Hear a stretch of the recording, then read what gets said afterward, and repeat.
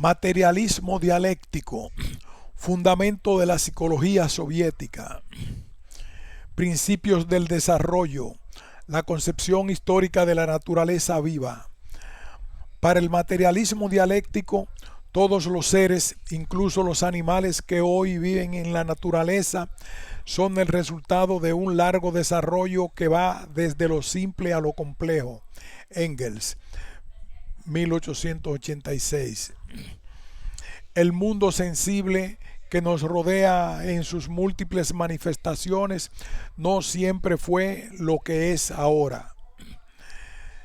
Desarrollo filogenético. Según Lenin, la materia es lo primario, el pensamiento, la conciencia, la sensación son producto de un desarrollo muy alto. Tal es la teoría materialista del conocimiento, adoptada espontáneamente por las ciencias naturales.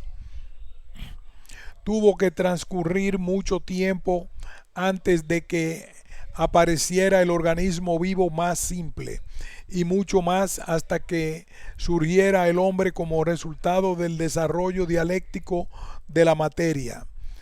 Engels, 1877. Oparin, 1976, explica desde una perspectiva evolucionista y materialista el origen de la vida y la evolución de la materia desde las formas más simples hasta los organismos pluricelulares. Hemos revisado el largo camino que sintió el desarrollo de la materia y que condujo a la aparición de la vida en la Tierra. Al comienzo vimos el carbono disperso en átomos sueltos que por la atmósfera incandescente de las estrellas. Después lo encontramos formando parte de los hidrocarburos que se forman en la superficie de la Tierra. Más adelante, estos hidrocarburos dieron derivados oxigenados y nitrogenados y se transformaron en las sustancias orgánicas más simples. En las aguas del océano primitivo, esas sustancias orgánicas constituyeron cuerpos más complejos. Surgieron las proteínas y otras sustancias similares. Así fue como se formó el material del que están formados los animales y los vegetales. Los seres primitivos se hicieron cada vez más complejos hasta que se convirtieron en seres progenitores de todo lo vivo en la tierra. Al comienzo, los seres vivos no poseían la estructura celular, mas en una determinada etapa del transcurso de la vida apareció la célula.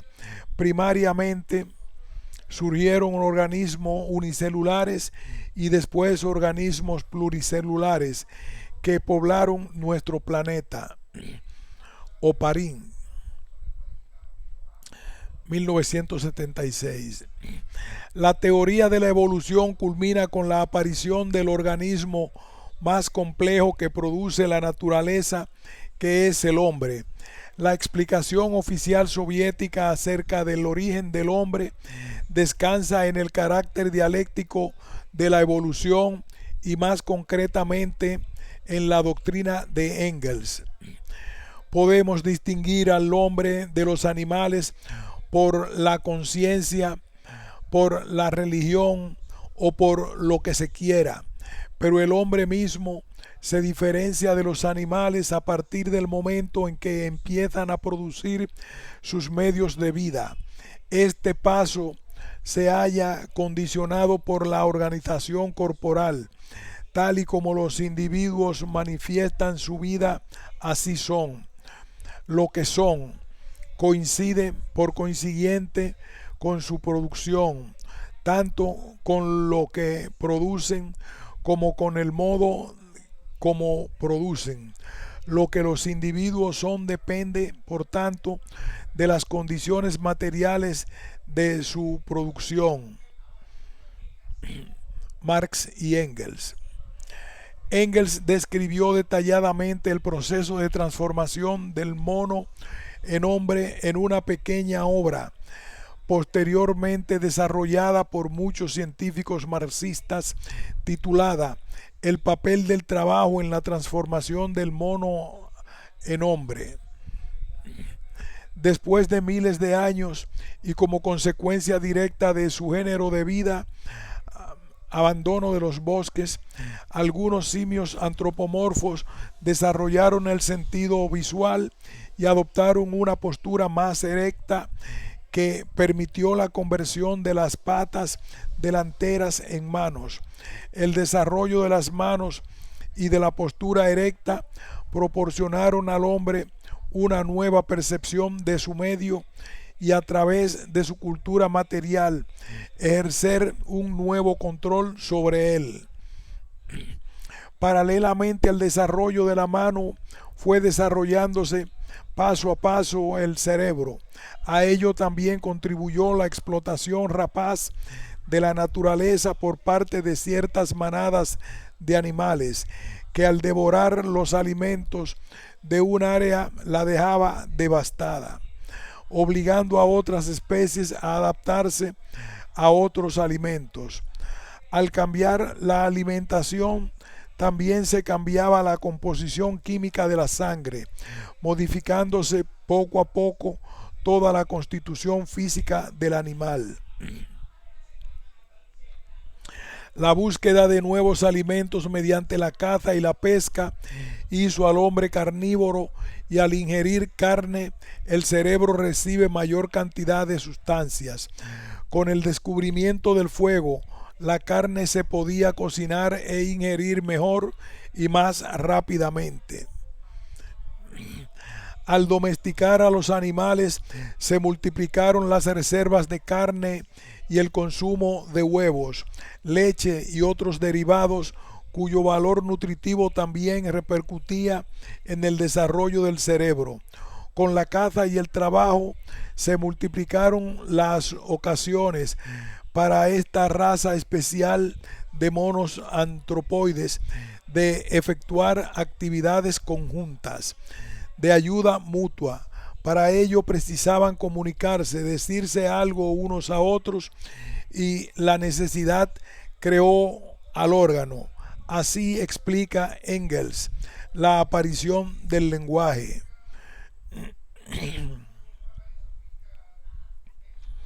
La posición erecta, la mano, el trabajo, la alimentación, la palabra articulada en interacción dinámica fueron los agentes responsables de la transformación del cerebro del mono en cerebro humano. Al perfeccionarse este órgano, a su vez repercutió en el perfeccionamiento de estos agentes, ejerciendo su efecto nuevamente sobre el progresivo desarrollo del cerebro y así sucesivamente. Con el desarrollo del cerebro también se desarrollan sus inmediatos instrumentos, es decir, los órganos de los sentidos, y con ello la claridad de la conciencia y la capacidad de abstracción y de discriminación, de trabajo y el lenguaje. El desarrollo de la mano y del sentido visual, así como la facultad de manipular objetos bajo el control del sentido visual, con lo cual se podía registrar todo cambio en el ambiente producido por la propia acción, creó en el mono las condiciones biológicas fundamentales para el desarrollo del intelecto. Rubinstein, 1946. Culminada la evolución tras la que surge el hombre, aparece la sociedad y con ella la historia, en cuyo desarrollo participa también activamente el hombre. En el transcurso del desarrollo de la sociedad, los hombres aprenden a ejecutar operaciones cada vez más complejas, y al planificar y alcanzar objetivos más elevados se diversifica el trabajo. Así es como surge el hombre. Para el materialismo dialéctico, como ser histórico y natural al mismo tiempo, con los rasgos específicos de la naturaleza humana, porque nace con el cerebro humano, que es la herencia que ha recibido de sus antepasados después de una larga evolución. Desarrollo ontogénico.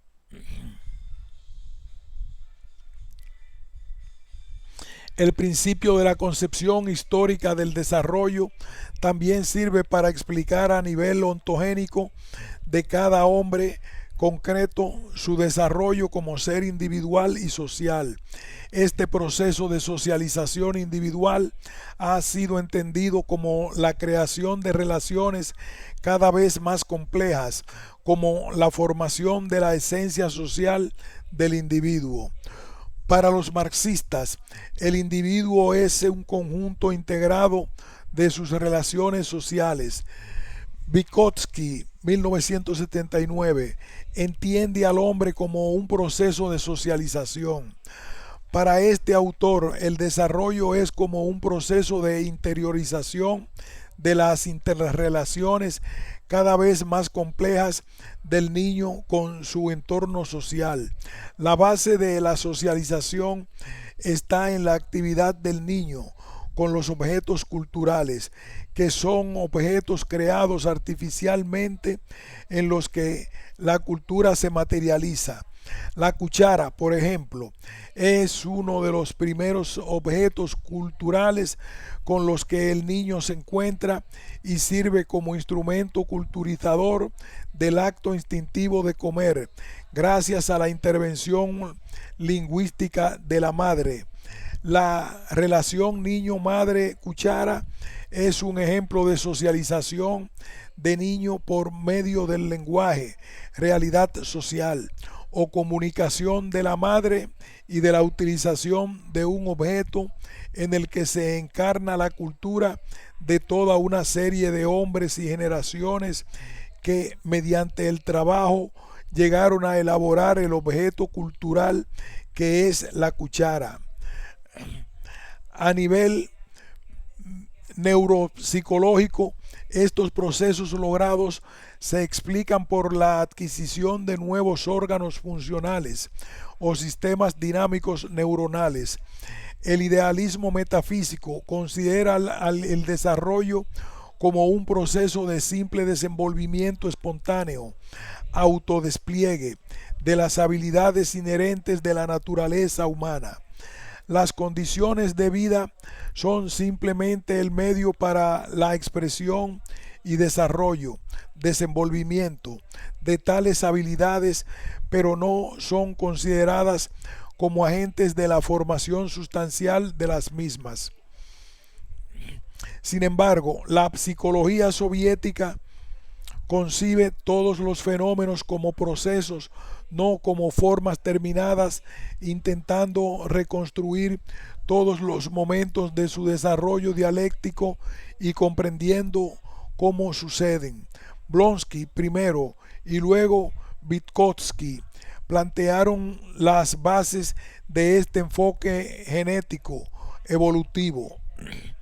Son muchos los autores que piensan que el futuro del hombre está determinado por los factores biológicos, herencia y sociales, ambiente, factores ambos extrínsecos e independientes del propio sujeto y prácticamente inalterables a lo largo de la vida. Ambos factores son importantes para la psicología soviética, pero ni la herencia específica e individual ni el ambiente se consideran invariables. El ambiente puede ser modificado por el hombre y la herencia deja abierta unas posibilidades relativamente elásticas. El proceso educativo y la formación, las condiciones sociales de vida y el desarrollo de la conciencia personal originada en la actividad sociolaboral ejercen una importante influencia en la persona. Así pues, el proceso de desarrollo no obedece a fuerzas y elementos exteriores, sino que tiene como fuerza matriz las contradicciones internas de la vida humana en la propia sociedad. Desde la psicología soviética se rechaza la suposición de habilidades directamente innatas y por tanto predeterminadas. Tan solo pueden ser consideradas innatas ciertas características anatómicas y fisiológicas del organismo y en especial del sistema nervioso, como las capacidades y los rasgos de temperamento. Las habilidades son siempre producto de un desarrollo que tiene lugar bajo ciertas condiciones sociales, bajo ciertas formas de actividad humana y en el curso de un largo proceso de instrucción y de educación. Dadas las mismas condiciones iniciales, el resultado del desarrollo será muy diferente en la medida en que difieran las condiciones y forma de educación y se expresará de forma diversa en las habilidades logradas. Las capacidades o talentos y los rasgos de temperamento son cualidades naturales del individuo. Rubinstein definía los dones naturales o talentos como algo muy ambiguo, como peculiaridades innatas estructurales del sistema nervioso que se pueden desarrollar en múltiples y diferentes direcciones. Un mismo talento podía dar lugar a aptitudes opuestas según discurra la vida, la educación y la actividad del sujeto. Estos dones naturales son tan solo premisas inoperantes por sí solas para el desarrollo de las aptitudes concretas que dependen del desarrollo personal y de todo el desarrollo de las aptitudes concretas que dependen del desarrollo personal y de todo el proceso evolutivo de la personalidad en el que quedan implicadas estas disposiciones innatas como premisas de partida. Las aptitudes se forman a partir de la actividad laboral personal y bajo el influjo transformador de la voluntad, es decir, que nacen o surgen fundamentalmente en el proceso de desarrollo como cristalización del talento que sirve como premisa. Los rasgos de temperamento son predisposiciones a actuar de un modo determinado, son cualidades naturales y peculiares del individuo que determinan el aspecto dinámico de la actividad psíquica.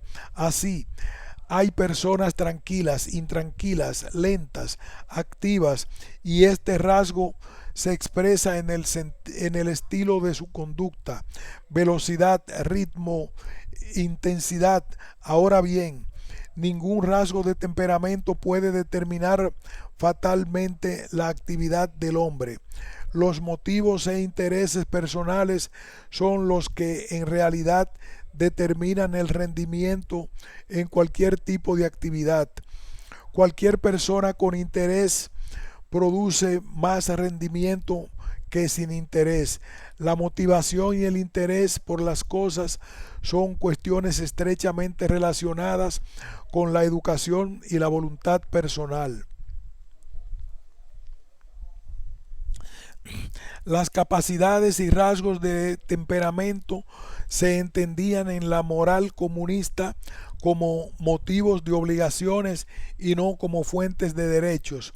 A más capacidad, mayor era el deber que un individuo tenía para con los demás y por consiguiente más podía exigir de él la sociedad.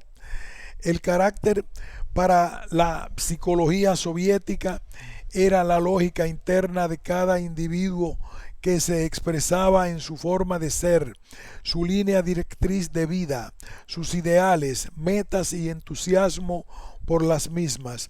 En el transcurso de su vida, cada hombre va creando su carácter.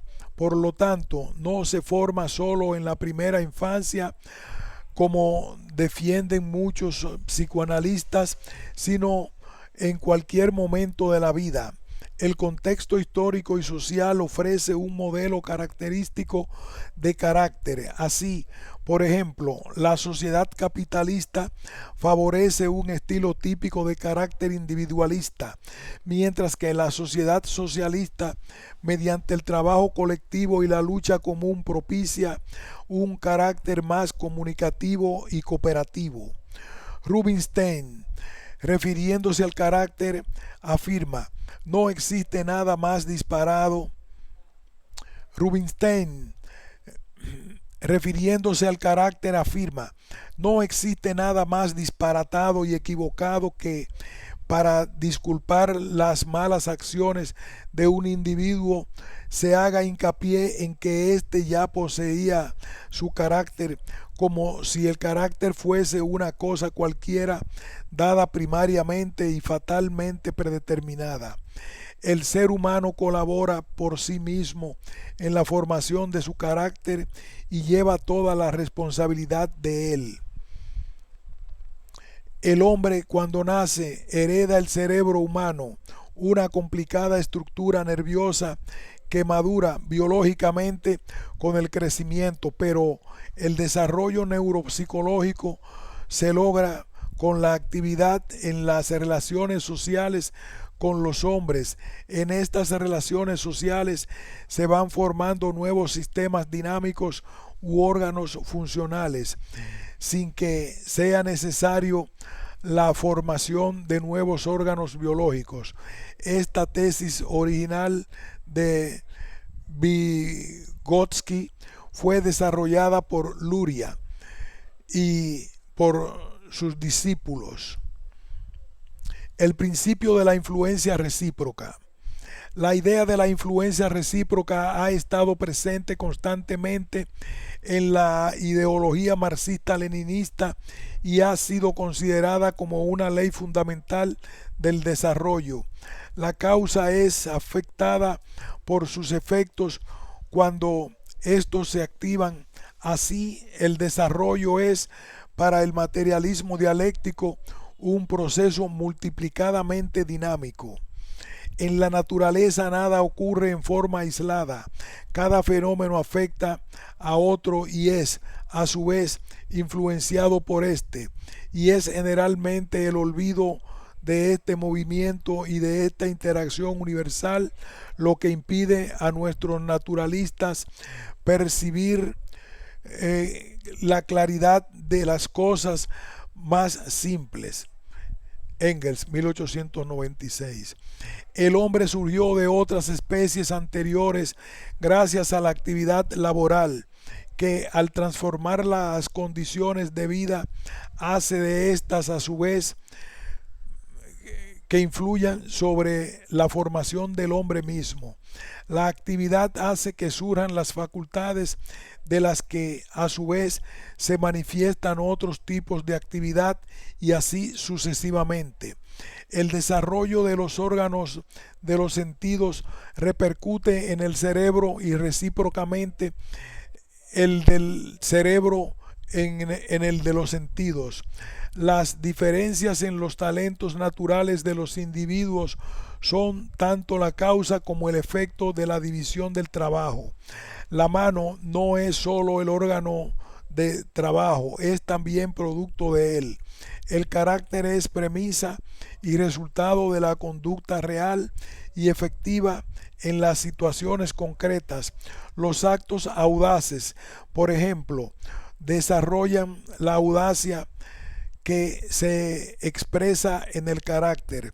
Las conductas cada vez más perfeccionadas repercuten en el sistema nervioso, que a su vez permite la ejecución de nuevos tipos de conducta. El desarrollo progresivo de las sensaciones cada vez más sutiles va inseparablemente unido al desarrollo de las prácticas sociales. La acción o conducta y el lenguaje interaccionan y se influyen mutuamente. La cada vez más racional manipulación de las cosas es tanto premisa como resultado del raciocinio verbal o lingüístico. La actividad práctica del niño, cada vez más racional, condiciona el desarrollo del intelecto lingüístico que a su vez influye en el despliegue de la conducta racional, etc. Por consiguiente, la psicología adopta una clara posición contraria a todo reduccionismo. Luria, 1976, describió con claridad los distintos tipos de reduccionismo en que podría caer la psicología y explica la postura contrapuesta de la psicología soviética. La descomposición de formaciones complejas en sus componentes elementales puede llevar a la pérdida de lo que es esencial para los fenómenos estudiados y a empobrecer el conocimiento del objeto, por lo que limita la investigación científica. Para la teoría marxista del conocimiento, el objeto de la ciencia es, ante todo, el sistema de conexiones y relaciones en el cual los fenómenos, cosas, acontecimientos pueden entrar y en cuyos aspectos particulares estas cosas, fenómenos, etc., deben ser estudiadas. Esta posición se denomina frecuentemente en el marxismo como camino de ascenso a lo concreto. Luria, 1976.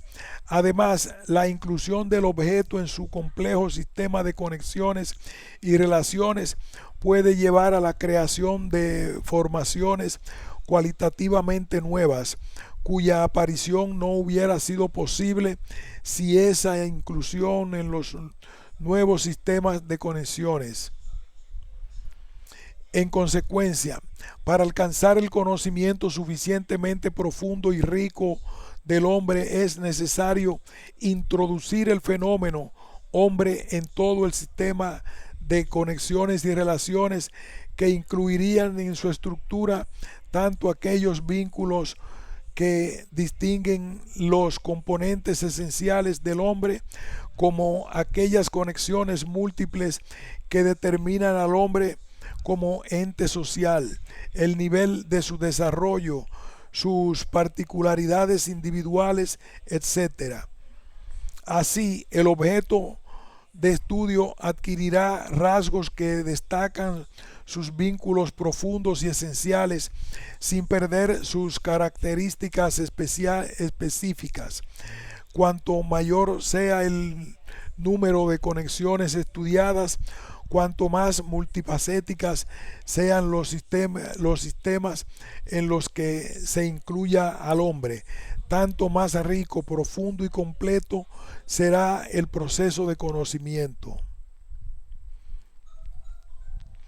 El desarrollo personal en el que la maduración y la formación de relaciones recíprocas de causa-efecto desempeñan un importante papel es un tema que ha preocupado mucho a la psicología y pedagogía soviéticas. La pedagogía naturalista defiende que el desarrollo depende fundamentalmente de la madurez, porque parte de la afirmación de la invariabilidad de la naturaleza del niño.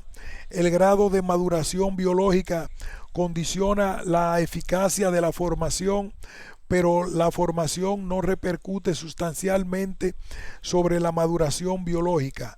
Sin embargo, el materialismo dialéctico defiende que el organismo se desarrolla al funcionar.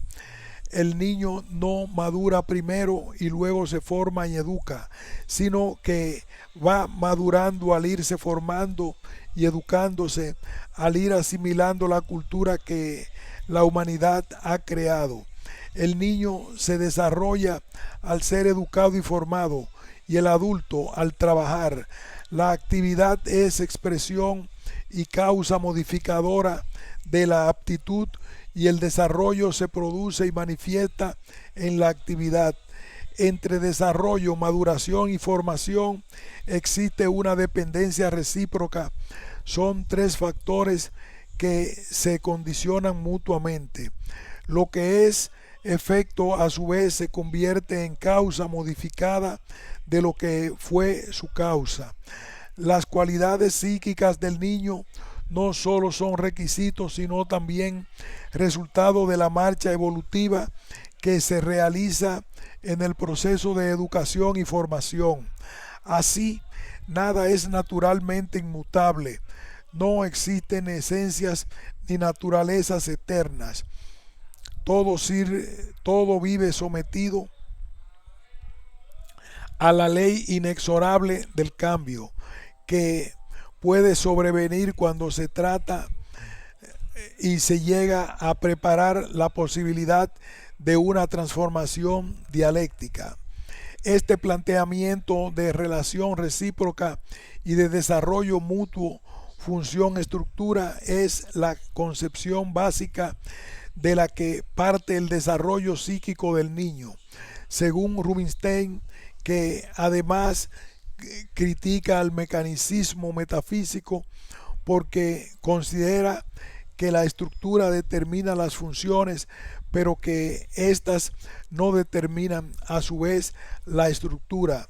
Los autores que plantean que el desarrollo está predeterminado por el biológico, herencia, y lo social, ambiente, factores ambos ajenos al mismo hombre, no tienen en cuenta el papel que ejercen los importantes factores de índole personal como la actividad consciente y la educación en el niño y el trabajo en el adulto. Además, desde la psicología soviética, como ya se ha señalado, se consideraba que tanto la herencia como el ambiente no tienen que ser necesariamente invariables. Así, en el desarrollo del hombre intervienen también el propio hombre, siendo un sujeto activo y consciente de su propia actividad. Psique animal y conciencia humana.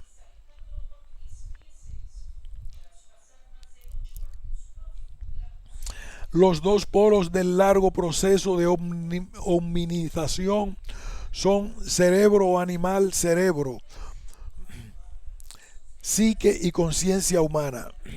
Los dos polos del largo proceso de hominización son cerebro animal, cerebro humano, que a nivel de actividad dan lugar a la psique animal y a la conciencia humana. La materia en su más alto grado de desarrollo se convierte en cerebro, dando lugar a la psique animal y a la conciencia humana. Como resultado de la actividad, movimiento de la materia, surgen estructuras materiales cada vez más complejas hasta llegar a constituirse en cerebro animal. Según sea el grado de perfeccionamiento de esta materia altamente organizada, tendremos desde el cerebro del animal inferior hasta el del superior, dependiendo esta jerarquía de las condiciones de vida de cada organismo considerado filogenéticamente.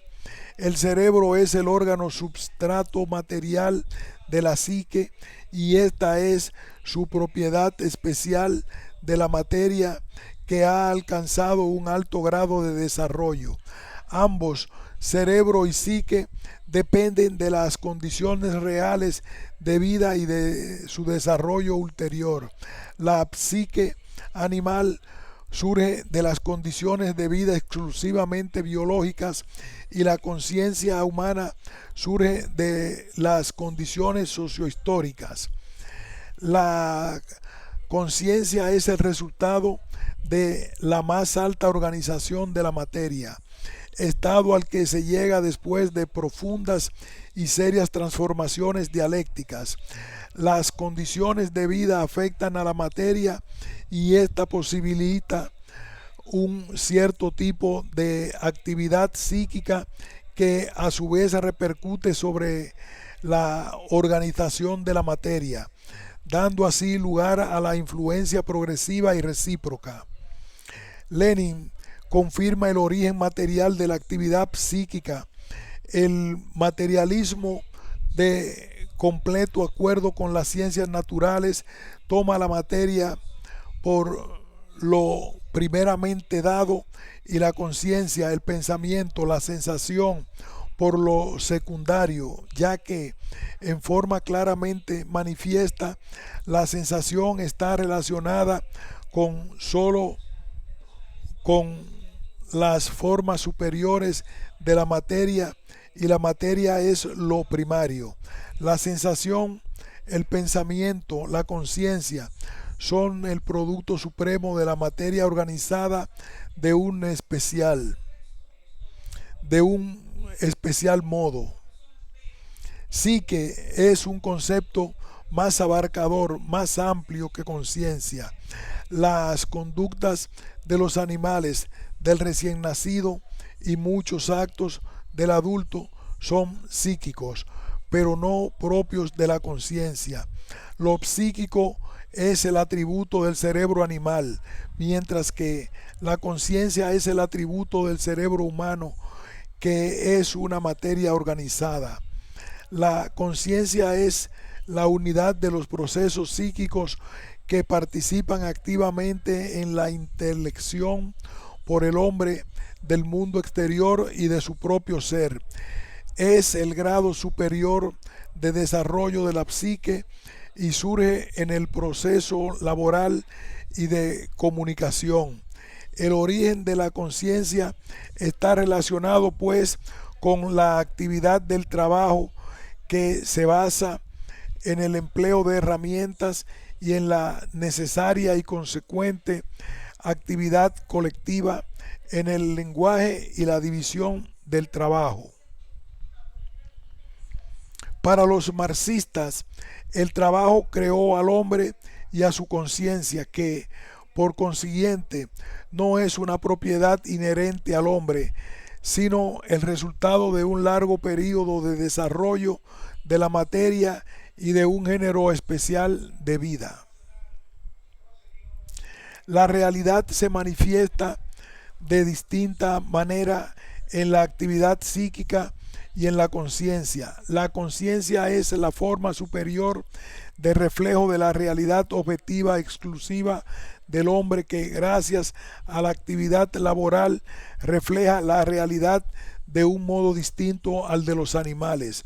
El hombre puede representarse mentalmente los modos de trabajo y los resultados de este antes de iniciarlo, y una vez emprendido puede corregir el curso de su actividad si ésta no se ajusta a la representación ideal de lo que debe ser el proceso y el resultado final.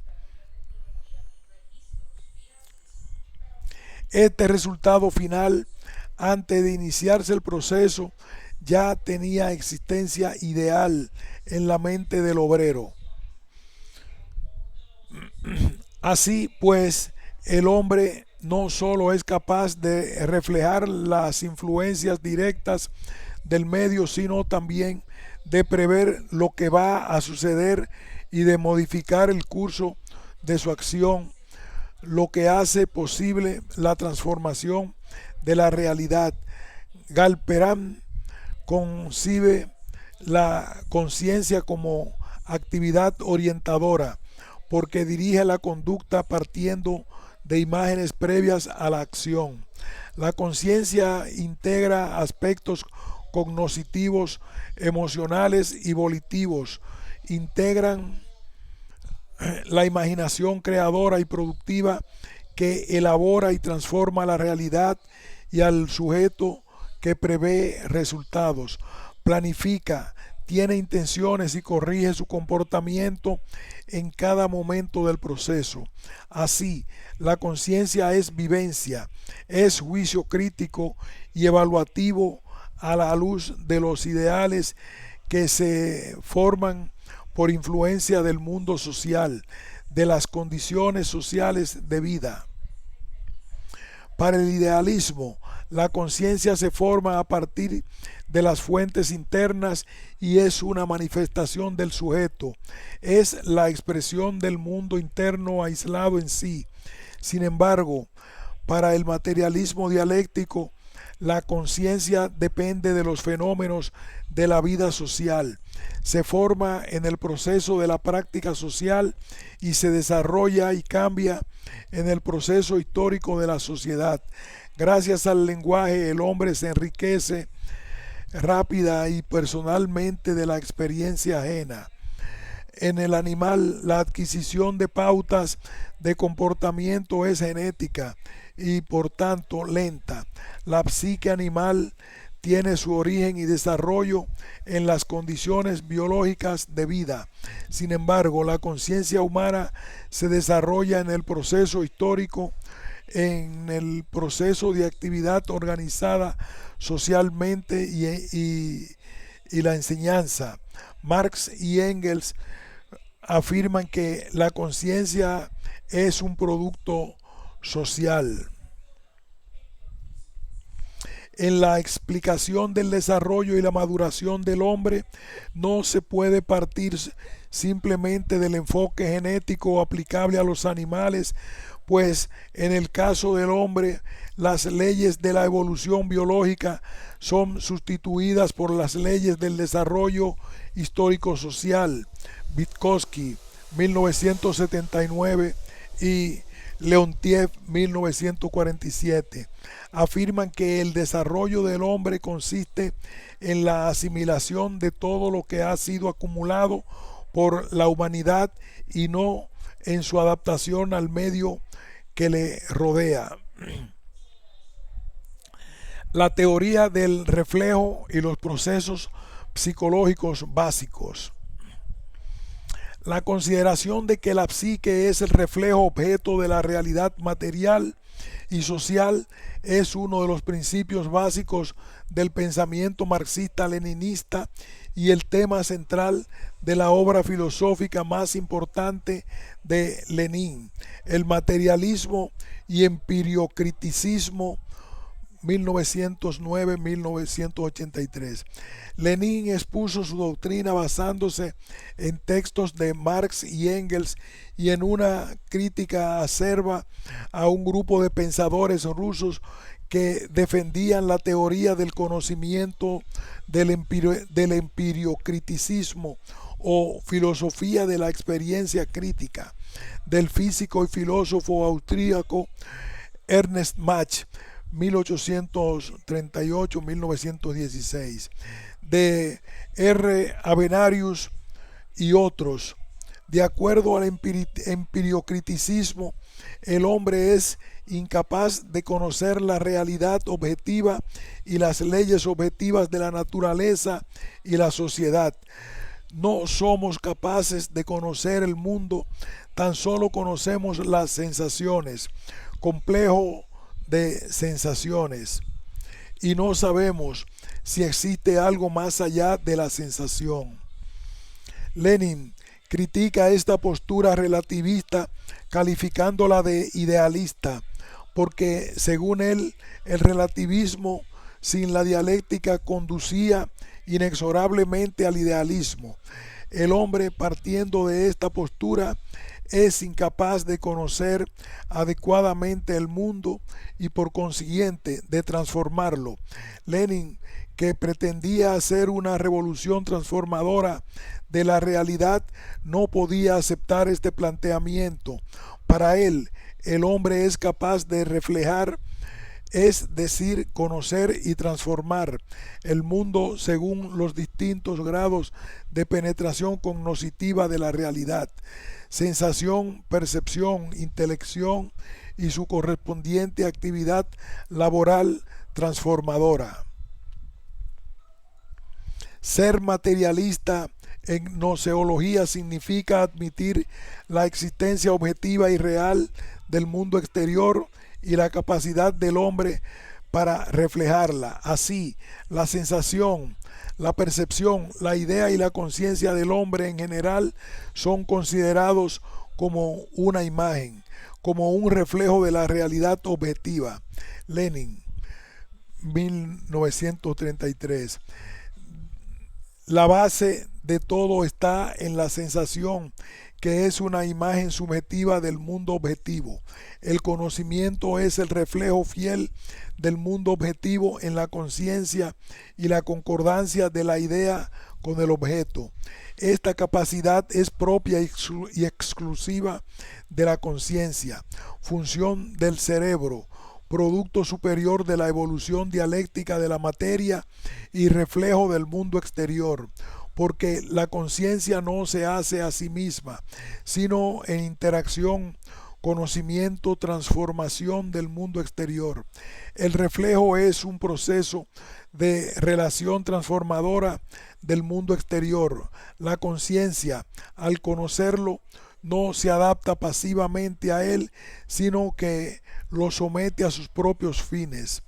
Lenin parte de la idea de Engels y Hegel de que la libertad es el conocimiento de la necesidad, es decir, el conocimiento de las leyes objetivas naturales, y por eso tiene que defender el carácter objetivo del reflejo.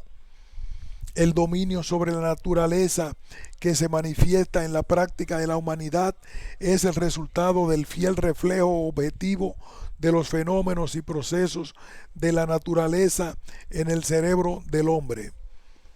En la teoría del conocimiento y desde el punto de vista materialista dialéctico, lo ideal es la imagen subjetiva de la realidad objetiva, que surge en la actividad racional del hombre. Estas imágenes que reflejan los objetos llevan la importancia de las relaciones de los individuos, los hábitos y modos de su actividad y comunicación. Al poder operar con las imágenes de las cosas, se posibilita la investigación de las leyes objetivas y sobre esta base crear los proyectos del futuro, pues en las imágenes se refleja la esencia objetiva de las cosas.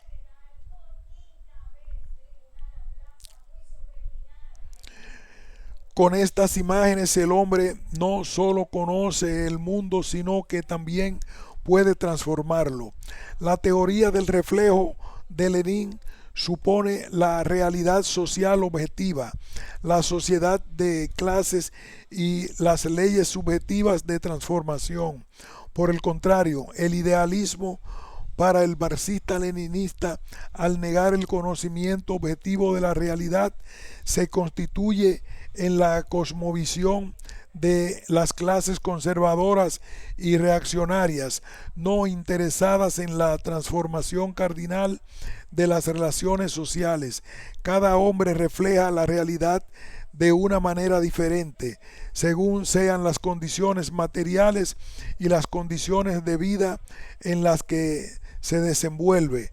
Así, para la ideología marxista-leninista, el socialista refleja la realidad de una manera superior al capitalista y este de modo superior a los hombres que vivieron en un régimen feudal.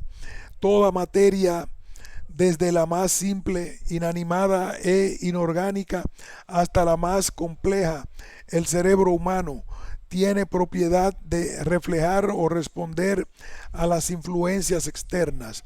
Todo organismo vivo responde selectiva y activamente a las influencias externas en virtud de la propiedad de autorregulación.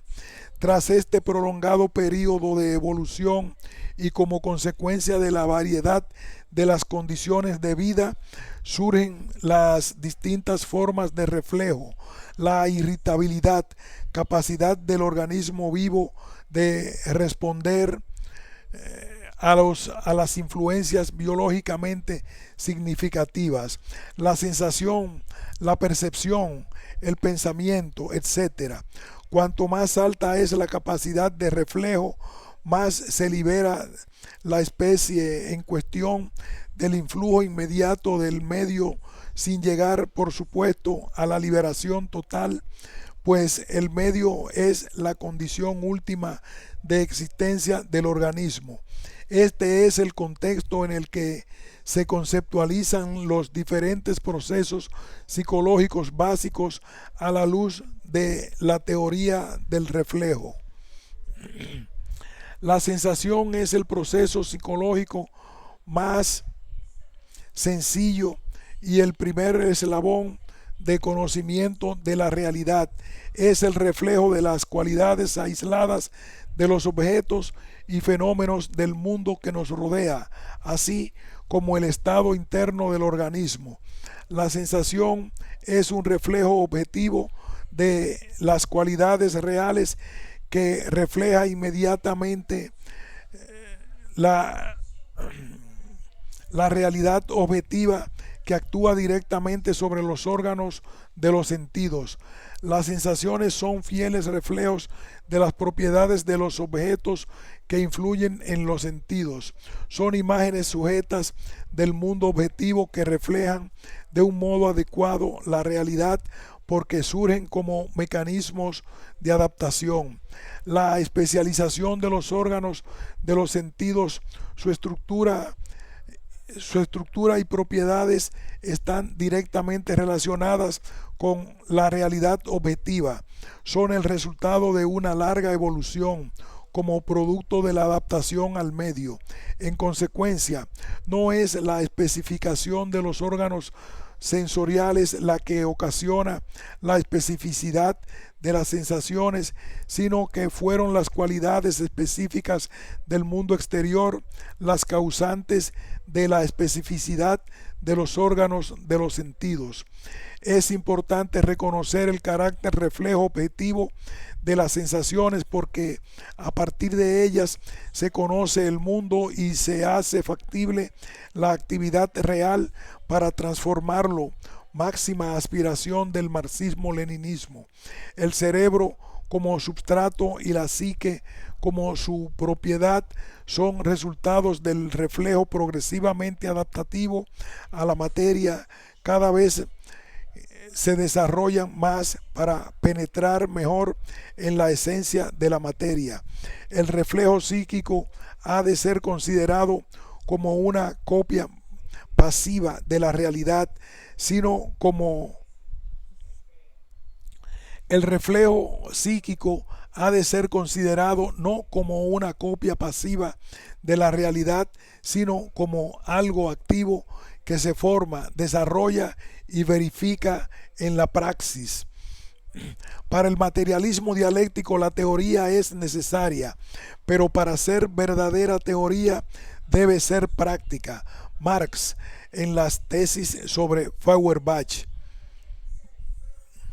criticaba al materialismo precedente porque se detenía en el análisis de la realidad sin pretender transformarla, y a los filósofos porque se limitaban a interpretar el mundo, ya que al no considerar la actividad crítico-práctica ni tratar de transformar el mundo, no se concedía la importancia a la actividad revolucionaria. Esta idea es recogida por Lenin y por los psicólogos soviéticos que hacen de la psicología y de las ciencias un saber eminentemente práctico y transformador de la realidad. Así, el conocimiento no es un simple reflejo pasivo del mundo, sino un influjo activo y transformador del mismo. Aquí haremos una nueva pausa y continuaremos en el próximo párrafo. La realidad que se constituye en la conciencia.